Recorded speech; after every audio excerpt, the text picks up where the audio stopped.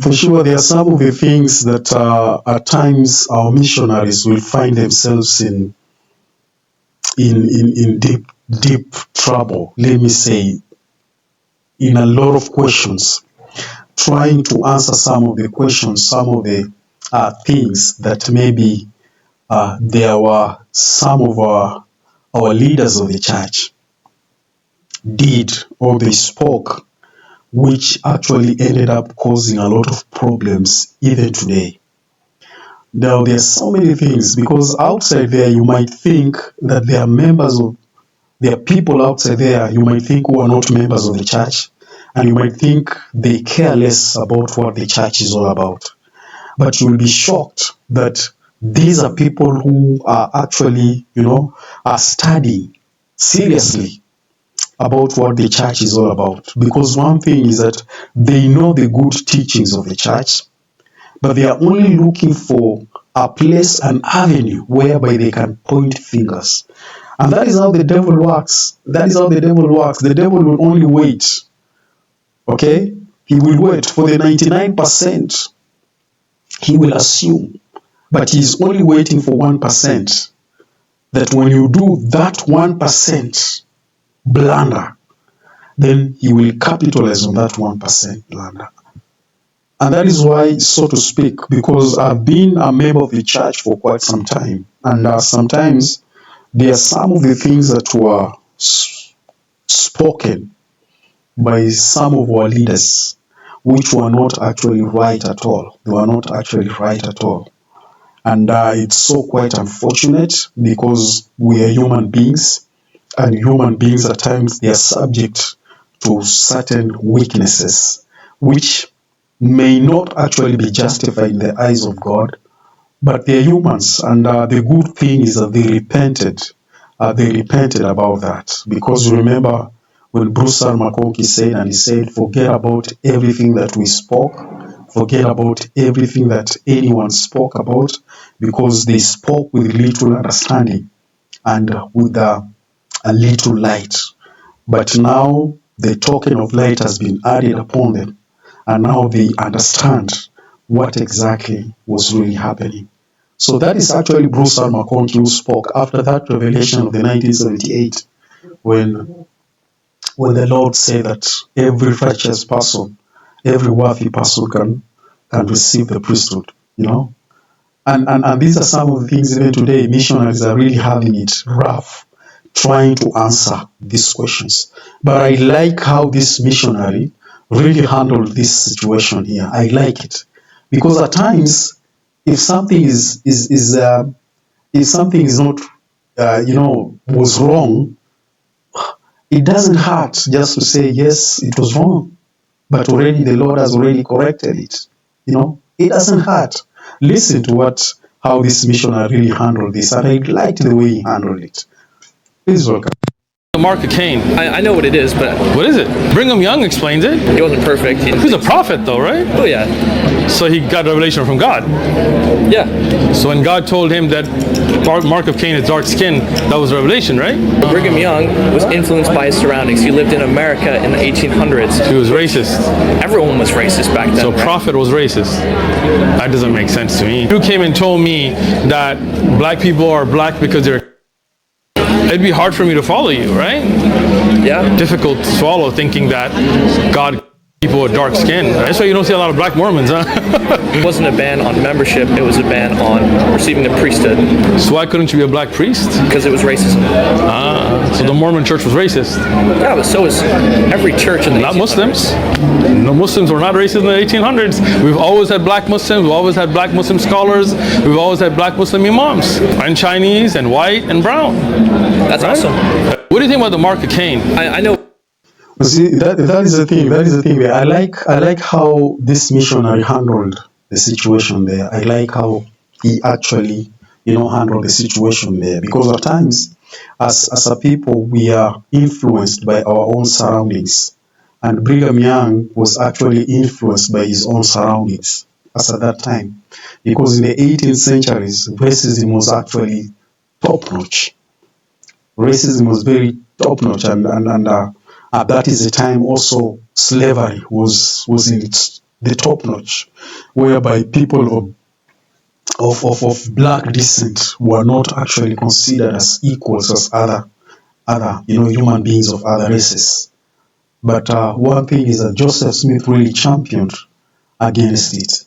And that one also was one of the major factor as to why the Mormons were being, persecuted, because they welcomed those who were being perceived less of human beings in the society.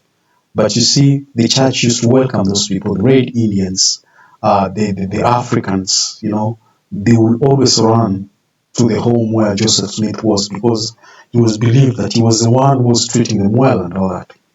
Now, with the issue of Brigham Young was also surrounded by his own environment in which he was in.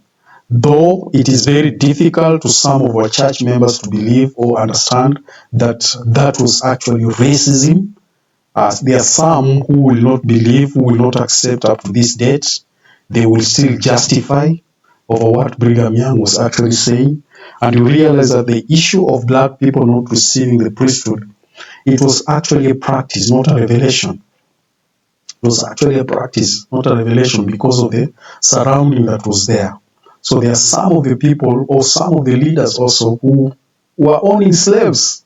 And even though they were actually leaders in the church, but they owned slaves.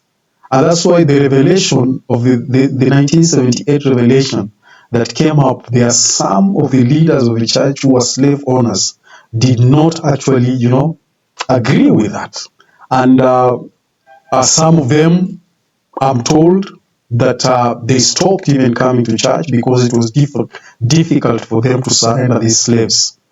Because by that revelation it came by also them ensuring that they surrender all those slaves. They don't hold slaves anymore, and if a slave worked for you for over a decade, you're supposed to give them something of an inheritance for them to go start their lives with, which it never actually descended well with some of them. Okay? So when something is wrong, just accept it was wrong, and we can move on, because finally the Lord pronounced himself. The Lord spoke himself, and we actually let the bygones become bygones. It was so unfortunate that some of the leaders, that is what they were actually seeing. Because the issue of having the issue of actually thinking about the mark of Cain as was a curse, that was quite unfortunate. Because remember, the mark of Cain was given to him as a protection and all that. But that one, the way some of the people were teaching, it was actually wrong, saying that Cain was given a black skin. That Cain was given a black skin. That one was a mark of Cain, which was very wrong. That is not what the Lord is revealing. And even when we study the scriptures today and relate to what the prophet Joseph Smith revealed, that was not actually the mark of Cain. The mark of Cain was not dark skin. It was not black skin. But there are people who, impersonated that to be like a people of African races and all that. And then they capitalized on that Africans are not supposed to receive the priesthood, which was not also a revelation, because there are some of the Africans who received the priesthood even before, Joseph Smith died. In fact, Joseph Smith gave them the priesthood, and that is when you read in the Doctrine and Covenants. There were people who were given the priesthood, and the Lord commanded that the priesthood is supposed to be given to all. The priesthood was supposed to be given to all. But you wonder what changed, that to an extent that they ended up even overlooking that very same revelation that the prophet Joseph Smith received in Doctrine and Covenants. So you realize that is it, but I like how this missionary was handling the situation here. Now, on the side of my Muslim guy who is actually just asking, he is also not honest with himself by saying that Muslims were not racist. Even right now, we have different sects of Muslims who are actually, lamenting that they are being sidelined by their fellow Arabs. There are some of the mosques whereby they are Arab dominated, that if you are not an Arab, okay, you will not actually be treated as equal as what other Muslims are. Like in my own home country here, recently we just heard some of the Muslims complaining that they will go to a mosque, but in that mosque, these people will only conduct their services there, not even in Arabic, but they will speak it in their own language, that is in Somali language. So a Muslim who is an African who does not understand Somali, they will not even understand what is being spoken in that mosque.